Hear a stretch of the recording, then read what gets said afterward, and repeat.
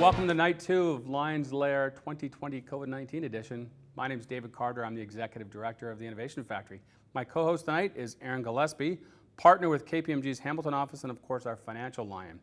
Aaron specializes in Canadian tax compliance and advisory services with a focus on large Canadian controlled private corporations. Thank you for being here tonight, Aaron. Happy to be here, David. This is great. Thank you. So before we get started, I need to explain a couple of things. One is, let me tell you about the competition. And I will tell you, until I sound like a broken record, and I do, when I first heard about LiONS LAIR and I started this job, I said, we got to pull the plug on this. It's a lot of work. We put them through training. We introduce them to mentors. We have them write a pitch. We score them on that. We have them get interviewed by LiONS. It's a long process. Turns out that process is the most valuable part about it. What you're seeing tonight is really the culmination of all that work. This is our 10-year anniversary, and if you had asked me 10 years ago what I thought the 10-year anniversary was going to look like, it wasn't this. So this is a little different. I want to thank everybody for helping us get through pretty trying conditions. So as I mentioned, our clients, Innovation Factory clients and the innovators go through mentoring. They go through a scorecard process where our pillars of business lines actually score them on business readiness, legal readiness, growth readiness, and that's contributed to the investor lines who actually make a decision. All of these people tonight are competing for $30,000 in prizes that they'll be awarded in the end. But along the way, you, the studio audience, who are not in the studio, who are at home, are actually going to give away $2,500 as the People's Choice Award. And of course, everybody gets a Chamber of Commerce membership. If you missed us last night, we saw 8 of our 16 finalists have already pitched head-to-head against each other, and 4 of those will move forward. Tonight, we're going to see another 8. 4 of those will move forward, and tomorrow night we're going to see 8 people pitching as part of the quarterfinal. Now you get to be part of this. You can be part of the voting audience. And the way to do that is go to lionsLair.ca to register to vote. We're going to send you a text message via SMS, and then throughout the events you'll be sent a message when it's time to vote, and you can make your vote count. Now, how does your vote count? Well, the way it works is each one of our investor lions has 1 vote, and the popular group, all of you, have 1 vote. So that's 4 votes total. In the event of a tie, Meridian Credit Union is going to be our tiebreaker. So make sure you register at lionsLair.ca and become part of the voting audience. Aaron, thanks again. So we always kid our friends at KPMG about the sexiness of tax law, but you know, really, there's a whole lot of business readiness things that they have to have ready before they can scale. Absolutely, Dave. And at KPMG, we're certainly here to help with things like financial statement preparation, tax compliance, tax planning. As you said, going global, what does that mean to them? And we're here to help with all those things. Yeah, I mean, it's funny, we get a lot of emergency calls. I just sold my first customer in X, do I charge them tax? So all those questions are important, which leads me to the next piece is we've developed these scorecards. Part of LiONS LAIR as of last year is you guys interview every single one of the finalists and evaluate them on a scorecard. Your scorecard is the business readiness scorecard. You want to talk about that? Sure, Dave. So at KPMG, we developed a scorecard that really assesses the financial viability of the business. So we'll focus on things like what is their record keeping like? Do they use budgeting? Do they monitor their cash flow? Do they have a business plan? Can they raise capital? How do they raise capital?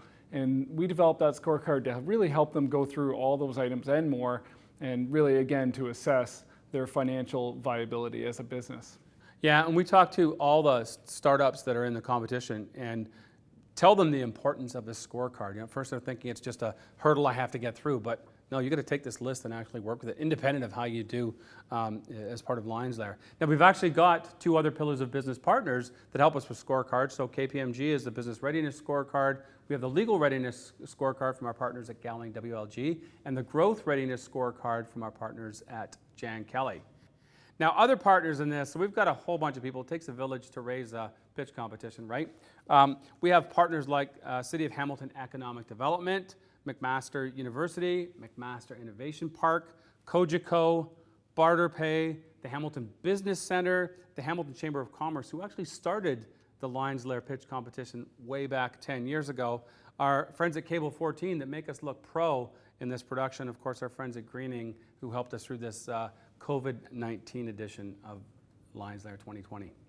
Okay, I talked about one way to engage, which was voting. Aaron, why don't you talk to them about other ways they can engage? Sure, Dave. Hashtag LiONS LAIR 2020. Get on social media, all social media platforms, use that hashtag. Share your favorite moments, share your thoughts about the contestants, who do you think is going to win, and you will be entered into a draw for a $100 Amazon gift card. I mean, who couldn't use an Amazon gift card? Who couldn't right now? And so go to lionslair.ca. There's a couple things you can do. One is you can register for the after party at the end of this, where we're going to announce the People's Choice Award, and you can mix and mingle with everybody live. You can download your bracket if you want to follow along. You can watch last night's pitches online, and most importantly, you can register to vote. Important part of LiONS LAIR is our Lions. This year we call them our Investor Lions, and so it's really important for them to pick a winner based on their experience and their expertise in each one of the fields. So let's meet our Investor Lions. Karen Grant is the interim CEO of Equation Angels, the second largest angel investor network in Canada, and serves as the director on several boards. Karen has founded companies, launched investment funds, and has worked in the commercialization field for over 25 years. Dominic Talala is a managing partner at Trellis Capital Corp and Dash 40 Ventures, venture capital firms investing in technology companies, and is the CEO of Daytech Coating Corporation, a materials technology company. He is also director on the boards of several portfolio companies and publicly funded organizations and institutions. Stuart Weldon, along with his wife, own and operate the Red Church Cafe and Gallery in Hamilton off of Gore Park. Stuart is the former vice president of Eloqua and founder of Caribou Craft Beer, which he sold in May of 2019. He is now the CEO of Junction Craft Brewing. Okay, I think we're ready to get to the pitches. Aaron, are you ready? Absolutely, Dave. Let's do this. Excellent. So first up, we have Cheer District versus Pharmacist Diagnostics. In 2016, cheerleading was provisionally recognized as a sport by the Olympic Committee. However, comparatively to all other Olympic-level sports, cheerleaders only train a fraction of the time. A world's-level gymnast, for example, will train about 40 hours a week, where the same level cheerleader may only train about 8 hours a week. This leads to a significant increase in unnecessary injuries, as well as a decrease in the speed of skill acquisition, power, and strength, something that I experienced personally. My name is Brianne Hansen. I am co-founder and CEO of Cheer District. Cheer District is the only mobile application offering cheerleading-specific training backed by science, accountability tools, Coach's Corner with never-before-seen analytics, and of course, education. Our target market is Canada and the US with a combined just under 5 million addressable athletes. However, we've already started seeing adoption into the international community. Our business model is from top down. We wholesale our annual subscription to the gyms for $31.99 US, who then resell it for a $15 profit. This profit further incentivizes the gym to adoption, as well as it allows us to make one sale and then subsequently make between 25 and 500 sales, depending on how many athletes are at that facility. Cheer District was the first to market in the mobile app space. We continue to be the leaders in the space by offering science-backed workouts, season-long programs, accountability tools, competitive pricing, and more. We've seen significant growth over the last year, including throughout the pandemic. We plan to continue to build on this growth by building brand through strategic partnerships and marketing, as well as leveraging our app's track record and the Cheer District training team results, like Maddie here, who in just 8 months of using our program increased the height of her vertical jump by over 61%. Some of our milestones today are Cheer District has raised over $1 million in equity, debt, and convertible debt, as well as we're going to see adoption into gyms worldwide. Over 54 gyms are going to be adopting our programs. Additionally, some great app statistics we're seeing are our average session is about 9 minutes and 10 seconds. This is our board of directors. It includes myself and my co-founder, Dr. Scott Christie, who's a sports scientist, and together we have over 50 years of experience in the cheerleading industry. We also have Telfer Hansen, who's an experienced investment banker, and Dr. Lauren Karatanevsky, a former Olympic-level diver. I was excited to have excellent conversations with all of the Pillar Lions. My biggest takeaway was that we needed to refine our marketing strategy, which is something that we as a team are now working on. Should we have the opportunity, we'll use the winnings of this competition to further implement those strategies. Today, I'm asking you to learn a little bit more about cheerleading and the incredible sport it has become, and I am confident that you will better understand what we at Cheer District are doing for our community. Okay, thank you very much for that presentation. That was great, and it's good to see you again. So looking at your profile that was provided and the management team that you've got, I couldn't help but notice that your management team is also your board of directors. Do you have any, so is that? So we also have an advisory board to work alongside that, which we have some very strong members, partners at a law firm, former CEO of Loyalty One. We're in the process of bringing on someone who is a former board member of the IOC. So I lean on those people as much as possible in order to kind of diversify the contributions that we're getting in terms of where to take the business. Another question on the management team. Yeah. So there's two of you. So Yeah. who's writing the software, updating the app, making sure it's not So we crashing? have a full technology development team, but we outsource. Oh, outsourced today. Yeah. My last question is regarding your anticipated marketplace. So you're focusing primarily on North America. What do you see the split as becoming? So again, I just want to ignore COVID and that, but No, what of do you course. anticipate the split will be between Canada and the US? Between Canada and the US, I expect it'll be about a 90-10. Eventually, it should be a 99-1 because of the size of the markets. Right. The market in the US is way bigger, but we are already seeing adoption into the international community. Over COVID, we had people coming from the UK, Australia. We saw adoption from over 10 countries. So I do expect to see significant growth in those countries as they're also growing. So they're looking for more tools to catch up to the US. Right. And we're a perfect resource for that. Yeah, excellent. Okay, well done. Thank you very much. My name is Thomas Bogdanovich, emerging pharmacist and founder of PharmAssess Diagnostics, where we're building a software tool to help transition pharmacists toward their expanding scope of practice.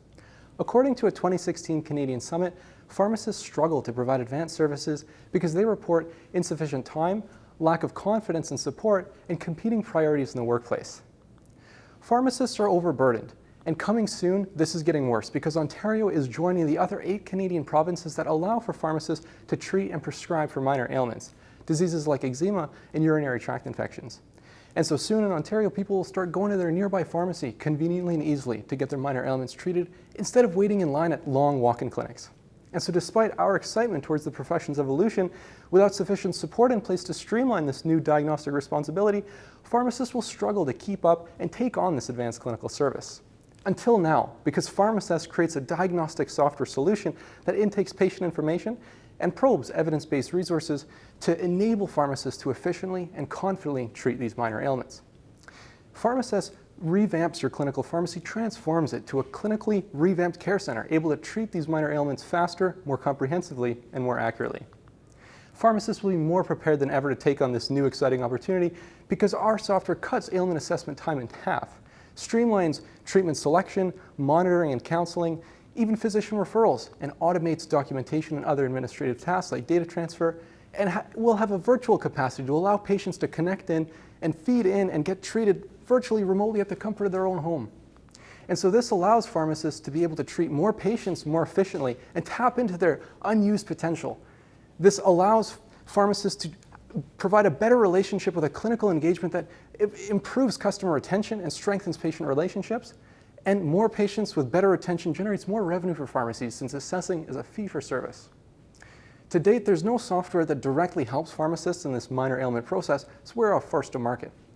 And we really have the competitive edge because we contain all these key elements like automated documentation and assistive interactive prescribing. Our market plan consists of tackling Ontario, 4,400 pharmacies. Next, we're going to expand to the 8 other provinces in Canada, following by penetration to the US market. Now, we have an exceptionally strong pharmacy team with 2 licensed pharmacists on board and a provincially renowned pharmacy key opinion leader with 35 years experience in advocacy and pharmacy. We also have a well-established development team to carry out the product as well.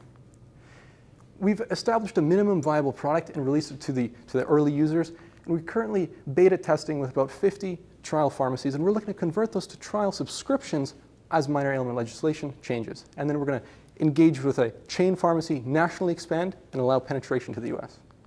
We've received good standing from the LiONS experts and have already implemented KPMG's feedback and established comprehensive financial models, and are working with a legal team at Miller Thomson and Health Canada to ensure product regulation compliance as we expand provincially. Now I'd like to invite you to join us as we revamp and transform clinical pharmacy care in Ontario and across Canada. We have an exciting partnership opportunity that we're hoping to use the LiONS LAIR winnings to fund and execute the deal with Canada's leading pharmacy network that would allow pharmacists to enter the hands of pharmacists in Ontario and Canada that really need this service. Thank you so much. Great presentation, thank you. Pharmacists are pretty smart people, and minor ailments, and again, jump in here if I get this wrong, especially pharmacists that had some experience in life and have seen a lot of these things, you know, they could probably diagnose some of these things manually, I guess, just by seeing it and talking to the person directly. You know, where does your system still help those, particularly the experienced pharmacists? So it's a great question. When I first entered this and I was really strong about it, I said, okay, what's the end result? Let's say, okay, we cater to the newcomers, they get bored, what's next, right? I'm gonna be a practicing pharmacist. I wanna know how I can still benefit from this, right, in the long run.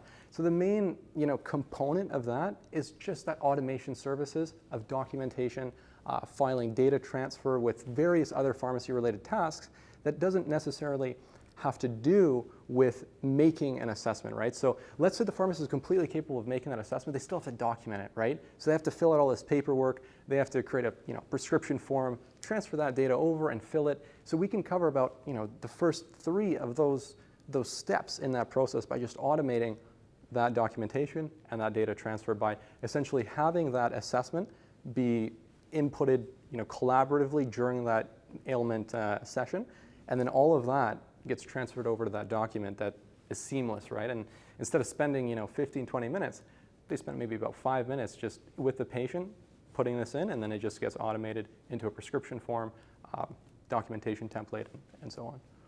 Got it. Okay, great, thank you. Okay, that was a pretty good matchup. Aaron, what did you think? Oh, that was outstanding. Cheer District, I remember them well. They know their numbers. They've already raised capital, and I was super impressed by that. Pharmacists, I know that they had pitched to a large pharmacy chain too, which is outstanding. Right. It's amazing. So we've been working with KPMG since I've been here, and you're involved in the community quite a few ways. You've got a pretty big Hamilton office, right? Certainly do. We've got about 165 professionals between our Oakville, Hamilton, and St. Catharines locations. Huge supporter of local business here in Hamilton. We've actually been in Hamilton for 130 years, if you can believe that, Dave. 130 years. We were bragging about our 10th anniversary. Okay, I want to hear more about that, but before we do, we're going to go to our next matchup. So we have up next, Creation Crate versus B-Data Solutions.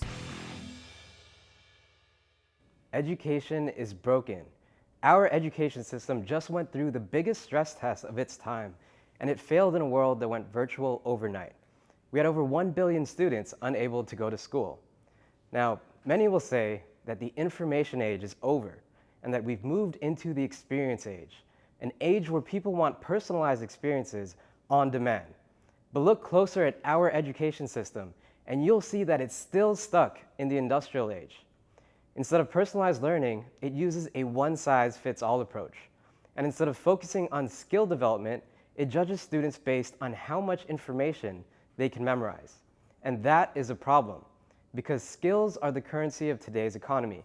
The days of job stability and guaranteed pension plans are long gone.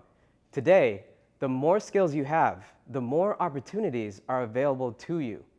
So how do we bridge the gap between education and the real world? We believe it's with self-directed, hands-on learning. Creation Crate is a box delivered to your door. You get a hands-on project and an online course that teaches you STEM skills through electronics. Now, STEM stands for science, technology, engineering, and math. You'll build projects like your own mood lamp or your own Bluetooth speaker. With each project, as you progress through our curriculum, you'll learn new concepts like how Bluetooth works or how to use arrays in programming, and you'll build on your skills. We've developed the curriculum in a way that anyone can get into it, whether you have zero experience or you're a seasoned maker. I started this company with $150, and we've bootstrapped our way to over 8,600 paid customers. We've shipped over 50,000 projects to 71 countries around the world, and we've gathered the data to show that our course completion rates are 3 times higher than the e-learning industry average. Now, most of our sales come through our website. We sell direct to consumer with a subscription that costs $30 per month. And as we grow, We'll add more courses and projects to the platform. We're building a library for hands-on learning where you can create your own curriculum. Think of it like the Netflix for developing skills. It's a new take on e-learning, which is a $200 billion market and growing fast. In the next 5 years, it'll be over $300 billion. Our initial focus is on the United States with a market of $31 billion. This is the team behind Creation Crate. I'm Chris, the CEO, and these are my co-founders, Ryan and David, a seasoned team of entrepreneurs, operators, and a STEM educator.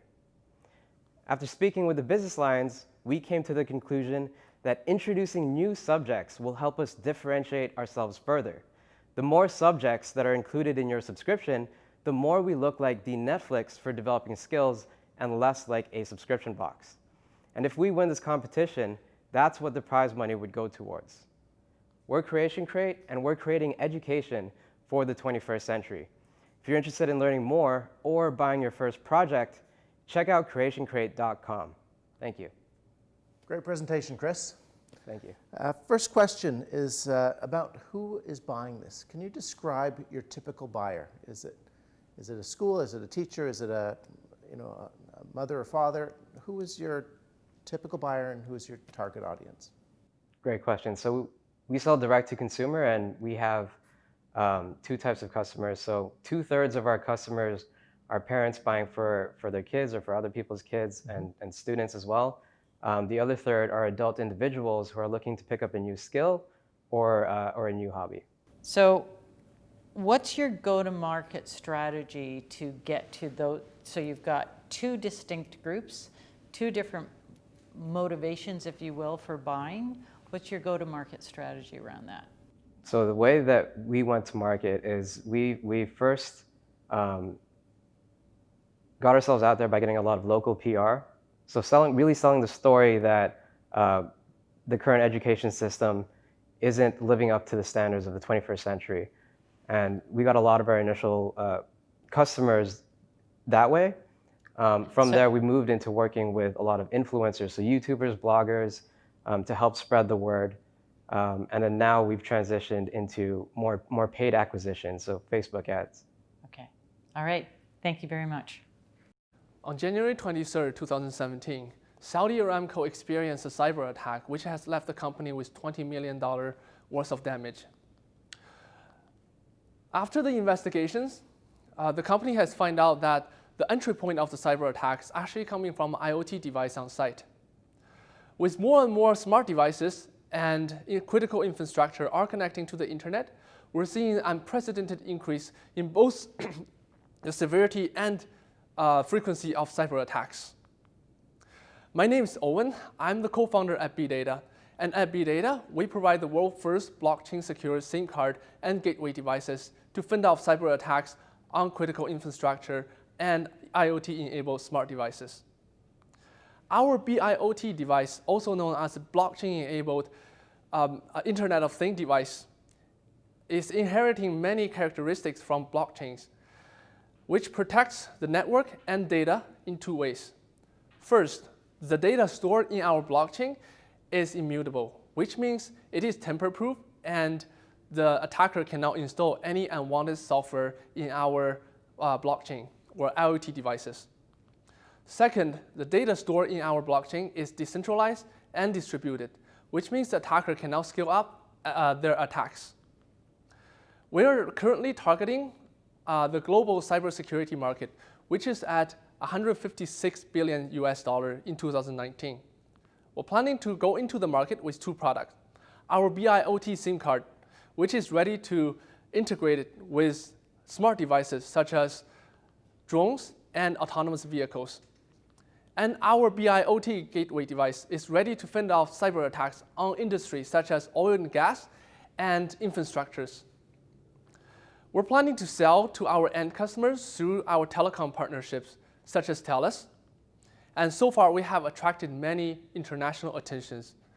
We have formed business partners with companies like TELUS, Tech Mahindra, Saudi Aramco, and City of Hamilton.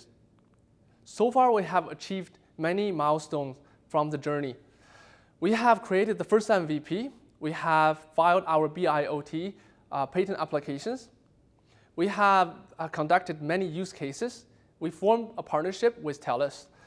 And today we're asking to raise $30,000 in order to create the first 100 product to ship it to our most needed customers. And we have achieved excellence in all three pillars according to LiONS LAIR business score. We have learned a lot from both the LiONS and from the competitions. For example, we have learned that the financial sustainabilities, growth scalability, and legal sustainabilities are three most important factors playing into the success of a business. Our team consists of professionals coming from different industries. All of us graduated from accredited universities and colleges, and all of us has more than 10 years of work experience. I would like to thank you for watching, and our founder, Saeed Bari, will be able to take your questions. Can you really help me understand, I guess maybe this is why you partner with TELUS, but in terms of how you see your initial go-to-market, where you're going to find your initial customers, what's your typical customer profile for where you're going to start? So our typical customer profile are those customers who are in the IoT industry. That means that they have the remote devices or some way that they want to send the data from the device to their cloud or third-party cloud or AWS or Azure. And we want to make sure that all the data that they are using or they are sending from device to the cloud is secure. Right now, the companies are using the VPN technology. And the VPN technology is the password-driven technology. And if you lose the password, you're going to compromise your data. In our technology, it's not purely driven by the password. There is a blockchain authentication that has to be done all the time. And that makes sure that the data coming from the device is authenticated and secure. And the companies would have the network of their devices, which will basically allow them to control their data and have the access to their data. Fantastic. Thank you. Thank you. Okay, that was another great matchup. Want to remind you again that you get to vote for your matchups. You should have received a text message. If you didn't get a text message from us, you either didn't register or maybe we rejected you as a voter because if you had maybe an Eastern European area code, or something's gone horribly wrong, so go back to lionslair.ca and re-register. Remember, you can only vote once, and if you vote more than once, we're just going to count your last vote anyway. I want to get back to the whole KPMG 130 years thing. So last 10 of those, probably the most important because you've been part of LiONS LAIR. Why does KPMG get involved in this stuff? These are startup companies. This isn't the big corporate stuff that you're used to. Sure, Dave. You know, we are big supporters of small business. We want to help small business. We're committed to the area. And let's be frank, small business is the lifeblood of the Canadian economy. So we are in all the way with small business in the Hamilton area, big supporters. Yeah, and you've been a big help for me and my organization. So I'd like to keep going on that. I could learn lots, but we've got our next matchup. So up next we have Imaginable Solutions versus Powered by ARC. Hi everyone, my name is Liana Genovese, CEO and founder of Imaginable Solutions. Imagine not being able to write your name, a privilege some people can only dream about because they live with impaired hand function. At Imaginable Solutions, we help people like Elijah, a 10-year-old boy living with cerebral palsy. In this video, I ask him to write his name, but he struggles to write the first letter because he lives with limited control in his hand and arm. Emotionally, Elijah is unable to express himself creatively, and since writing and drawing is a way that children can connect, to not be able to do it makes Elijah feel socially excluded.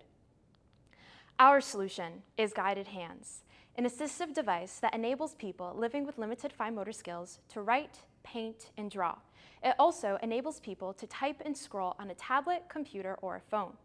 The device's unique sliding mechanism enables the individual to have controlled and guided hand movements in all directions as the user grasps onto a handpiece tailored to their medical condition. Guided Hands improves quality of life through enabling communication and the development of cognitive skills. Elijah is one of 58 million people in Canada and in the US living with a medical condition that affects their hand mobility. Guided Hands has been purchased by early testers and has brought smiles to people of all ages and conditions, including these three lovely ladies. They are amongst over 150 patients and physicians that we have connected with. We have an upcoming research study with Hamilton Health Sciences and pilots across Canada. We plan to sell guided hands through our website, and we will create awareness for guided hands through medical associations and healthcare facilities. Both members and patients will be referred to our website to purchase guided hands. And we have already established great partnerships with the Dystonia Medical Research Foundation and McMaster Children's Hospital. In the future, we plan to expand to create a distribution network for guided hands and create a commission-based sales team. So we sell guided hands for $699 and to healthcare facilities for $399, resulting in healthy margins and a projection to break even in year 2. We received excellent feedback from the LiONS and we have responded. We have filed for our full Canadian and US utility provisional patents. We have asked occupational therapists and physicians if the use of text-to-speech technology was an alternative to the guided hands writing feature. They said no, the continuous use of a hand that has limited mobility is critical in developing both sensory and cognitive skills. And lastly, in terms of kickstarting our sales, within the next few weeks, Vancouver Coastal Health, one of BC's largest rehab centers, will be testing guided hands with their patients. Our product is an international award winner. We have gained media attention locally, nationally, and globally. I'm the CEO, founder, and inventor of Guided Hands and have a background in biomedical and mechanical engineering. We also have an excellent interdisciplinary team of business advisors, collaborators, and researchers. With the prize money from the LiONS LAIR, we will be able to manufacture 250 units of guided hands and get our product into the market so we can help people like Elijah be able to live the life they had always imagined. Thank you. Leanna, great presentation. You have a real talent for presenting ideas and a great story. This is an assistive device. Have you thought about having some sort of trial that shows that it improves some sort of motor skill so that you can have some strong scientific data behind it? Have you thought about that, or perhaps you're doing it? Yeah, so this summer we were actually supposed to have a formal research study with Hamilton Health Sciences to dive into the qualitative and quantitative abilities that guided hands can offer. So if it decreases hand fatigue, if it improves range of motion. Unfortunately, that was postponed because of the COVID-19 situation, but that's something that we're going to be starting back up in November. And I'm assuming that if you get this, is it possible then you could, this could be paid for by health insurance, by OHIP, or by, your benefits program as an assistive device? Right, so assistive devices can be covered when we are entering the application for coverage. It's really strong to have that quantitative data behind the device. Another reason why we're having the formal research study with Hamilton Health Sciences to really make our application strong so we can help our patients and our customers alleviate the price point for them. Perfect. Thank you very much. That's it for me. Thank you. If you organize an esports tournament or coach a sports team, you understand how fragmented it is to organize a competitive event. Meet Denzi, a 15-year-old girl basketball player who understands this problem. After signing up using a clunky online registration form at a local club, she's then told that she has to sign up for a team communication app and an app for league management. She has this incredible season, but her friends and family will never know, and the memory of the season will fade as she gets older. What if we can make this experience more exciting for Denzi? Sports management is approaching $11 billion and esports management is approaching $2 billion. Sports management is very archaic and esports is in its infancy, starving for structure. My name is Gihan Fonseca, I'm the founder of Powered by ARC, and we provide you an ESPN meets LinkedIn experience which empowers your organizer to give live updates to your fan base. Our mission is to inspire greatness by fueling competition in sports and esports. Our consumer truth is simple. Everyone loves to win and be recognized for it. And utilizing this, we will fulfill our vision to be the global leader in competition, motivation, and sports and esports management. The solution is simple. One hub that aggregates and integrates all sports and esports management tools to create one cohesive social network for competition. We handle the entire process. If you're an organization beforehand, we do online registration and help you manage your event. After that, everything gets integrated directly to our app where you get live visual data, standings, mobile updates, and after gameplay, you can analyze your performance and see where you rank. Now, a lot of our competitors stop at this area of online registration and scheduling. We take it beyond that. Live visual stat tracking for games within our system gives us the power to provide you powerful rankings and pro-level profiles to showcase your achievements so you can boast them to your friends. Our business model is simple: $1 per player, $10 per team for every registration that's processed through our system. And if you're a team, we offer you team communication tools as well as a premium website for $79.99 per year. Our incredible team has been together for almost 10 years. 3 incredible engineers from McMaster and Waterloo University, 2 with their masters, 3 with their PEng, led by me, an MBA from the DeGroote School of Business, full stack developer and user experience guru. For any gaps in our skill set, we've put together this incredible advisory board of experts in every line of business and a wide range of industry experience. Our pillar of business line scores were excellent in legal and financial. Our growth score was a good score. We went out after that pitch, we landed 4 partnerships, 2 in sports, 2 in esports, and then we added a CMO, a digital marketing strategist, and a sales strategist to our advisory board. As a bootstrap startup, we've accumulated 165,000 users in closed beta, processed over 20 million in online registrations, and by 2022, our goal is 1 million users, 50,000 teams, and 20 additional sports.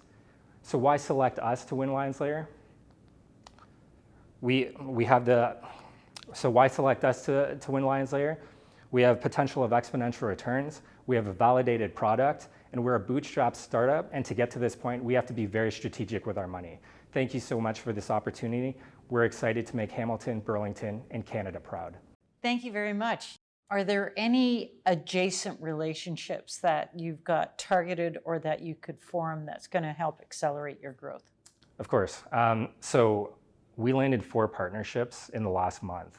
I can talk about 2 of them, which are in sports. The one is FlipGive, which is a very fast-growing platform in Toronto. They're across North America now. They've partnered with a lot of our competitors as well, and they're partnering with us. But essentially, it's kind of like Rakuten for teams. So if you're a team that has all the parents using this application, you get cash back, and all that money goes towards the team, and the parents split it at the end of the season to try to pay for their season. They roughly get between 500,000 to 1 million users every single year active. Partnering with them would help push our user base because they love the fact that we do this live visual data, and we're talking about how do we pair the 2 together. The second partnership was with Lucid Travel. So any tournaments where teams are coming across Ontario, Canada, wherever it might be, or even in the States, we have an affiliate program partnership with this company to allow us to get a kickback on every hotel booking for a team. So 10 to 15 teams or 10 to 15 rooms per team, it's going to be very lucrative for both of us. Okay, excellent. Thank you. Okay, 2 strong companies again. That was a great matchup. And I want to go back to Aaron. When we talk about pitch competitions and startups, it's always value proposition and the power of your pitch and your ask and those kinds of things. But I remember specifically one of the LiONS LAIR winners, Steph McClarty of Refficient, became a client of KPMG. And then years later, when she was able to, trying to do a sale, her house was in order. I hate, talking about the unsexy house, her audit was done. But I remember her at the time saying that made a difference. That made her appear professional and a going concern to the people she was trying to do a sale with. That's what it's all about, right? Absolutely, Dave. At KPMG, we certainly help small businesses get their house in order, as you said, and eventually scale up and lead to a successful sale. And we did that with Steph and her company, and that came right out of LiONS LAIR right here. Yeah, and you've done it since then over and over again with other clients. And certainly another big reason why these scorecards are so important. Okay, again, we could just keep rambling, but we've got to keep it going. Another pitch matchup. So this time we're going to take it to Green Apple Pay versus Integral Health. Hello, my name is Christopher Tufford, and I'm the founder and CEO of Green Apple Pay. After years of participating in old-fashioned fundraising events for my son's school and sports teams, and watching my wife organize events for Sick Kids Hospital, I knew there had to be a better way. I wanted to create a software platform for organizations that not only engage their stakeholders and solve the issue around fundraising in a simple and easy manner, but that also solve the other issues and problems that are there with their interactive relationship. I then recruited my old friends Darren Keyes and Peter Muick to help and lend their expertise in the vision that I wanted to create. Together, we have decades of C-level management experience and a track record of success with multiple startups. For organizations, this means the future of digital fundraising has arrived. The brilliance behind Green Apple Pay is our use of banking APIs. By making the process completely automated for organizations and their stakeholders, it improves the way they can manage their relationships, it eliminates confusion and uncertainty, it improves activation and participation rates, and overall donation revenues. Our retail partners will also benefit from this network effect. Green Apple Pay drives shoppers to their stores. This will increase their sales through incremental sales each time a shopper shops with them. Adoption drives spending, spending drives commissions, and commissions drives more adoption. So how do we make money then? Well, it's simple, really. We have 3 revenue streams. First, we have transaction rounding, which can be done anywhere. We also have loyalty and affinity programs with both online and bricks and mortar retail partners, and we have transaction fees for direct donations made through the platform to organizations. We've raised $400,000 through friends and family and government grants, and we've just launched an online crowdfunding equity round on frontfunder.com. With a $30,000 prize from LiONS LAIR, we intend to add employees in critical areas, a sales and marketing account representative to train with our CRO, and a junior software developer to help support our lead developer with client integration and software updates ahead of our October relaunch. Thank you to the Pillar of Lions for their help and their time in our interview process. We listened and welcomed their feedback and have made adjustments before our relaunch. So this app is for you, the nonprofit, the school, the church, the community organization. And it's for you, the soccer mom, the father, the player, the volunteer, the member. So join us and help us turn our vision into your reality in the low-touch economy. For more information, please visit greenapplepay.com. My name is Christopher Tufford, and Green Apple Pay wants to help organizations bring their fundraising into the digital age. Great presentation, really enjoyed that. Thank you.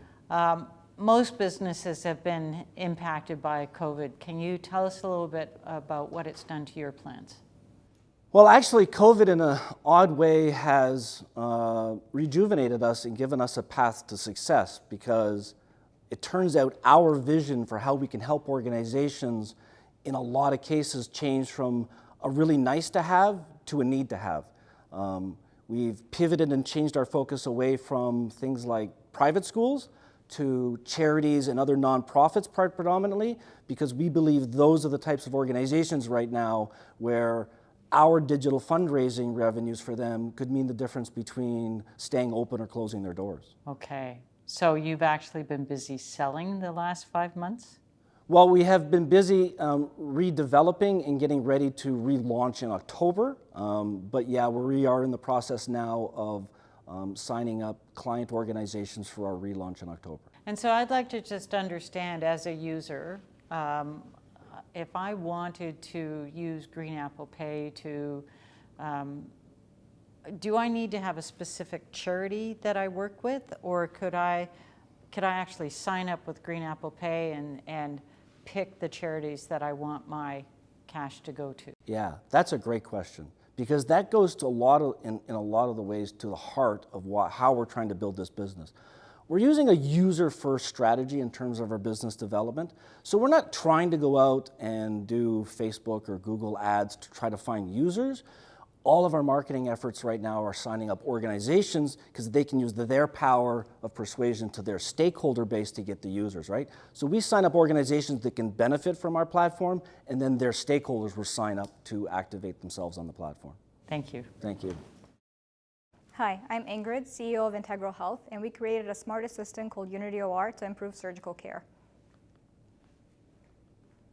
Surgery is expensive. Every minute can cost anywhere between $35 to $190, depending on case complexity. Every minute is also a chance for human error. On average, about 8 miscommunications occur in every surgery. 5 lead to time or resource waste, and the other 3 visible consequence to the patient. $22 billion are lost every year because of this problem. For a mid-sized hospital, that's about 10 to 15 million, or 30,000 per day. But these errors are preventable, and that's where our solution comes in. Unity OR is a smart assistant for surgery. With Unity OR, surgical staff can manage their workflow, communicate with each other, and annotate the surgery in real time. The goal is to create unity across the surgical team so that they can deliver safer and faster care to their patients. That's why our product is called Unity OR. Our revenue will come from a yearly license fee for our software and hardware costs needed to retrofit operating rooms. In the future, we will run data analytics so we can understand the actions that improve surgical performance and reduce costs for the hospital even more. With our technology, we can create a new market of at least $120 million in Canada and potentially grow this market to nearly $9 billion across North America. Competitors provide static checklists for individual members of the surgical team. Also, these checklists are the steps that the surgeon founders of these companies like to take in their surgery. We are the only solution to offer dynamic, team-centric reminders, and we took an unbiased approach to create Unity OR. We spoke with more than 50 surgical staff, and we've run 18 virtual trials. Next, we're testing Unity OR in 5 simulation centers at 5 hospitals in Toronto. These simulation and research studies are essential for us to form partnerships with these hospitals so that we can get our first sale. From there, we'll expand to Hamilton Health Sciences and Trillium because they're part of the Can Health network of 10 hospital systems across Canada. Our co-founding team are PhD students in medical sciences, and we have software development background. We also have a strong team of surgeons and other medical staff, business people, and engineers who support us in creating Unity OR.